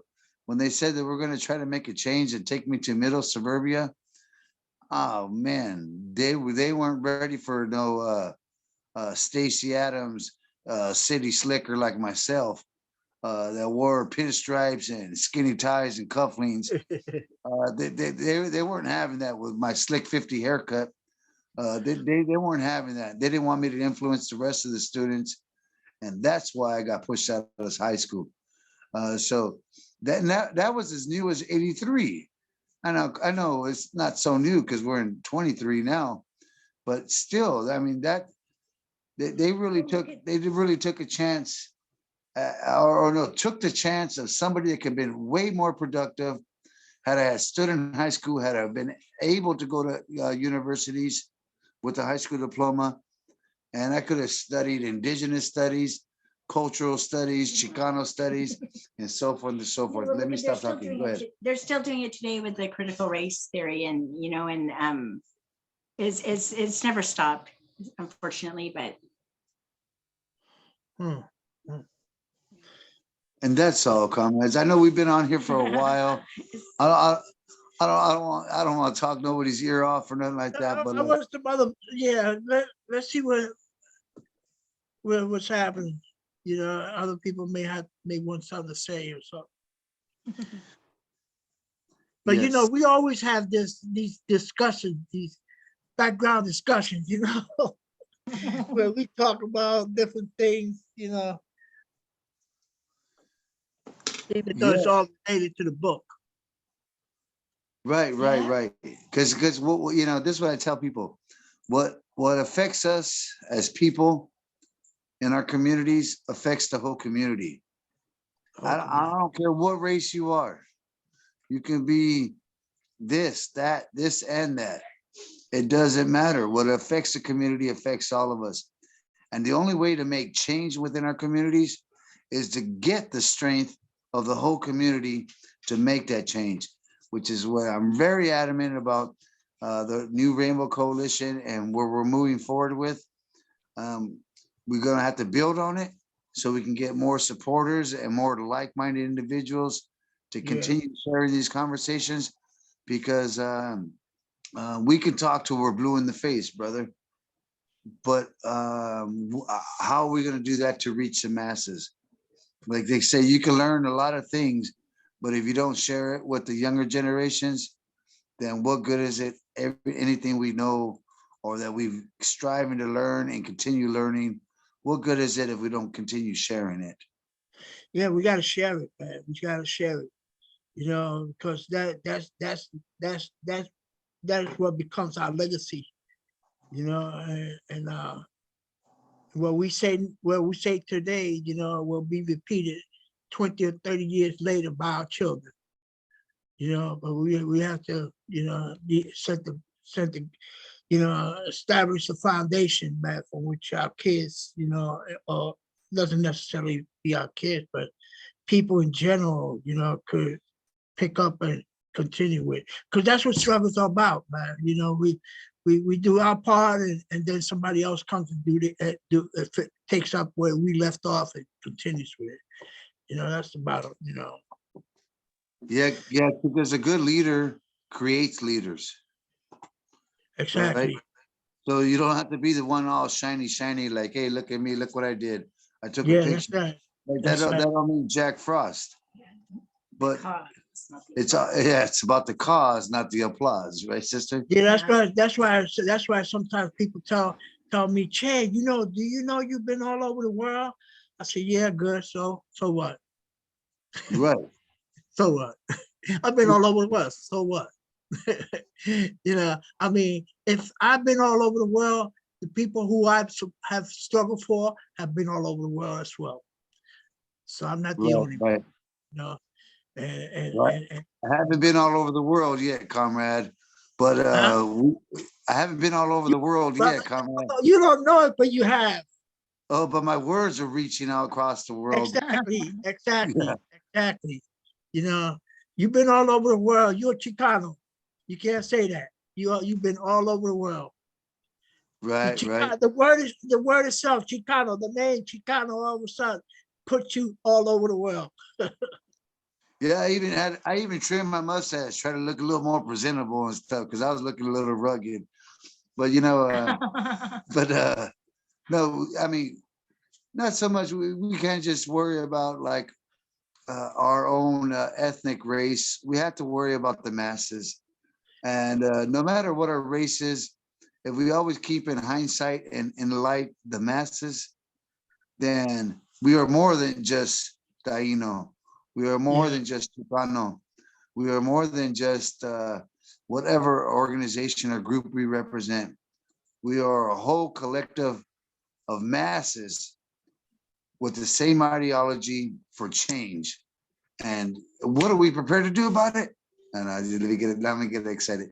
Nah, we got to do whatever we can, whatever our means affords us to do, Yeah. or whatever our intelligence allows us to do. And we cannot stop from there. And we should continue growing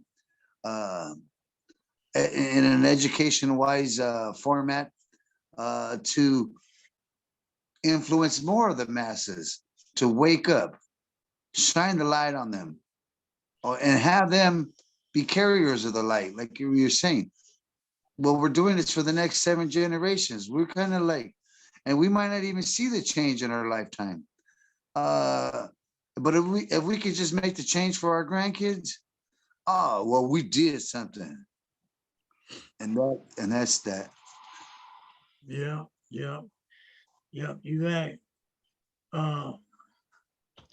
We have, I don't know if I said it, I said it the other day, but the Attica Brothers, we're having a meeting on the 28th. I still have to find out exactly what time and all Yeah. that, you know, to resolve some issues, man, within our organization, some contradictions that have developed, and we need to resolve these contradictions, because sometimes contradictions could be positive, but they also could be negative just as well, Right. and when it converts itself into a negative contradiction, then you got to really move on it and try to resolve that, because if not, what it does, it just destroys everything you have built.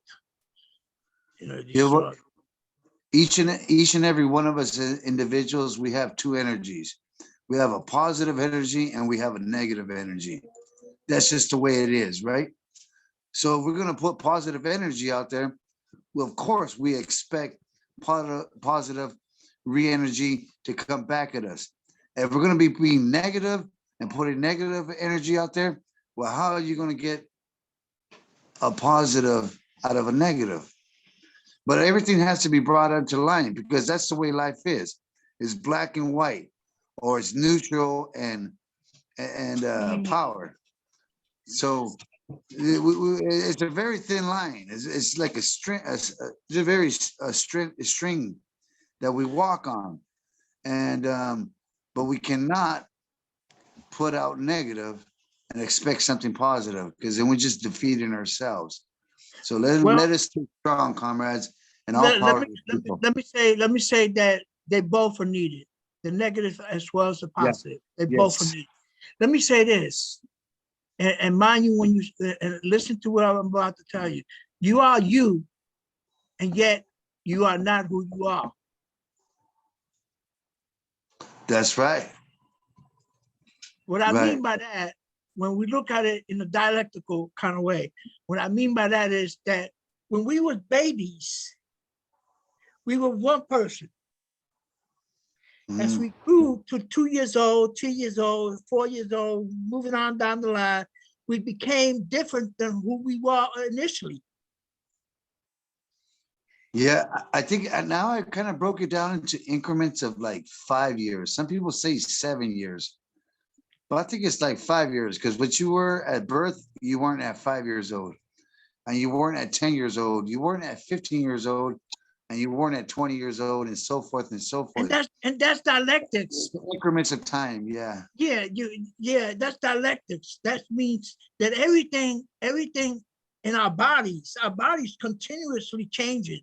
There's cells in our body that live for a certain amount of time and yet die, and other cells are Reproduce. Yeah. and that's how life is. So it's also like with contradictions, and that what I was just telling you was contradiction, because you are who you are, and yet you are not who you are.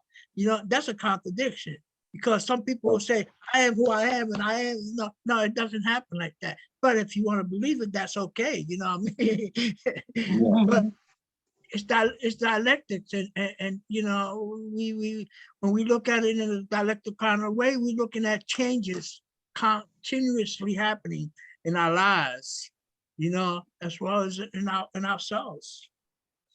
Yeah, that goes hand in hand with that thin line. I think being humble is powerful, right?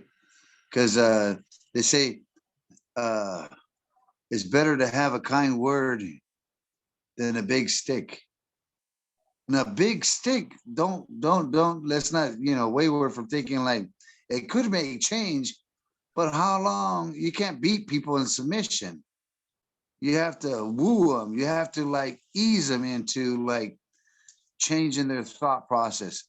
You can't force it upon them, which is what the colonizers have done all along. They Yep. try to force us into it. No, lead by example, and you don't have to say too much. You don't even need no words. Just lead by example, and that's the strength Yeah. that influences me. Let me see what anybody want to add something to all this discussion? I Uh, agree. I lost connection there for a while, but what y'all saying is That's makes okay, good brother. it makes a lot of sense, and it's like a long history of us coming to this point that we stand on the shoulders of all the people that came before us who tried desperately to get free, and now we have that possibility really for good, and so it's never been a better time for us to say what we mean. And by that, I mean, we mean total change, not some kind of scraps this time. Yeah. Well, what time is it? Oh God, 10:30. Before we leave, because I know we've been on here for quite some time, but before we think about all the negative stuff, we got to think about all the positive stuff that made us strong survivors. Right. Our ancestors, right? Sister Kimberly's helping me with this too. No, like really, everyone always focuses on all of the bad things that happen, but we literally come from people who survived genocide and who survived like ongoing just oppression, and like we're descendants of survivors and strength. And that's a positive. Leaving on a positive note. Yeah. That's what they say. Absolutely. We're leaving on a positive note. Let's. Very much. Yes. So, comrades, we've been on here for a while. Sister Zen, Trisha, is there anything you would like to say? I don't know if you're still on here. I haven't checked, but She's still here. I am back. I had to step out for a few minutes to walk my dogs. I don't know if you guys saw She's that usually note the in last chat, person to but- leave. Right, Trish? Still here though, yeah. And you're usually the last person to leave. oh yeah. No, but what we're talking about is positivity, and let's stay positive in a dog world. I mean, because there's so many things that bring us down. There's so many things to like influence us to give up. When we say we're in the struggle, well, damn right, it's a struggle, but we're not going to let that fool us. We have to continue on moving forward, pressing forward, giving strength to those generations that are coming, because not everybody has it. I mean, they can talk about it like whoop to whoop and all this other good stuff, but when it comes down to the dog dirty nitty gritty, like I got your back, but they don't say like way back there at the end of the line. No, we need to stand shoulder to shoulder. We need to shoulder up. We don't need nobody walking in front of us. We don't need nobody walking behind us. We need to be walking side by side. And that's where the strength is going to come, when we are together collectively. Yep. And that's Absolutely. That's definitely part of the beauty and the lesson from today's chapter too, there, to keep that positivity. Because I mean, look at what Dennis survived, because he had that faith in his fellow man. He rolled the fucking dice and was like, you know what, maybe, just maybe this person will help me. And that farmer helped him, and that got him out of a very dangerous situation, you know? And that is something that is definitely inspiring, and to carry forward and to continue to not only educate ourselves about, but to teach others in the younger generations about, of like, you never know when it comes down to it, having that trust and faith in the people, you never know. You are always going to risk something, but you never know that, you know, that could be somebody who saves your life. That's The right. camaraderie is real. Well, being a revolutionary, I think we all have to take this in consideration. This could happen to any one of us as individuals, even in today's times.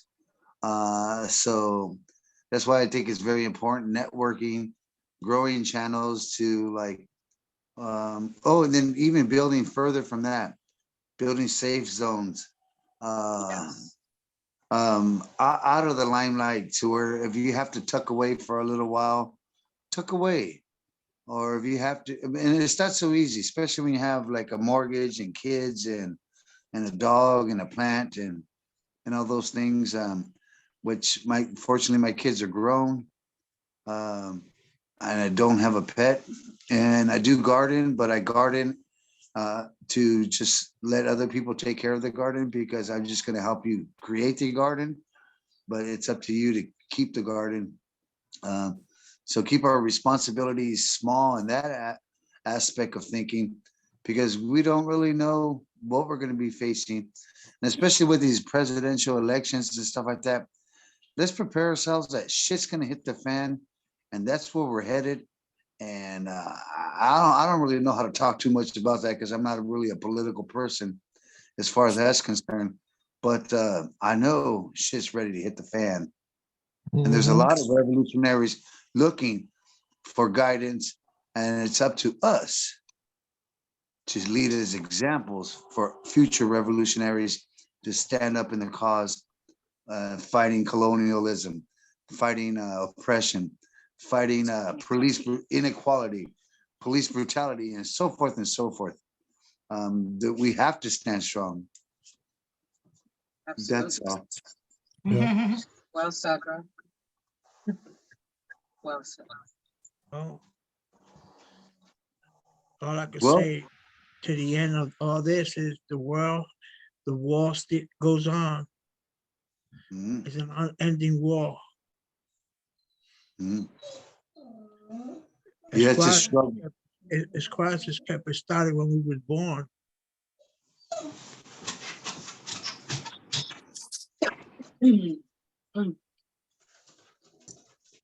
Well, Sister Zen, if I don't know if anyone has anything else to say. I'm out of here. I gotta get out of here, man. 20 minutes, man. My father. I Is got to that have clear food now? No, ready. but I don't mind going over, and I love every minute we talk, because we uplift one another, and that's very powerful in itself. But with that being said, I've run out of things to say until Friday. No, I'm just playing. Well, you never know. If you guys join us tomorrow for Wretched of the Earth, I would love to hear your thoughts on that too. Yeah. We're Of course. We're gonna use the same Zoom room as what we use for this one. So we've already got the Yeah, link. What's that for the ball? Yep. That's at 5 Eastern time. So that's 2 Pacific. So yeah, Okay. you guys can join us. That would be wonderful. What Yeah. time? 2 o'clock, right? What's that? What time is tomorrow? 5 p.m. Eastern. 5 p.m. Yeah. Okay. You got it. I'll be there. Yeah, my Awesome. work schedule has changed, so I'll be able to make it. And the comrade sister Kimberly will also Looking be in forward to it. She's looking forward to it, and we've already studied on it. And we'll be able to put a little input on there. No problem. Wonderful. A little or Looking not. Yeah, forward to it. we're gonna say something. You always do, and it's always good. All right, Sister Kimberly, would you like to say bye while in our Bye. It's conclusion been a of leaving? pleasure. Thank you. It's been a pleasure having you too again. All right, all power, everyone. And All Panther power to love. the people. All power to the All people. power to- Stay strong. Good night. Good Stay night. strong, people. Family. Have a beautiful. So I downloaded all of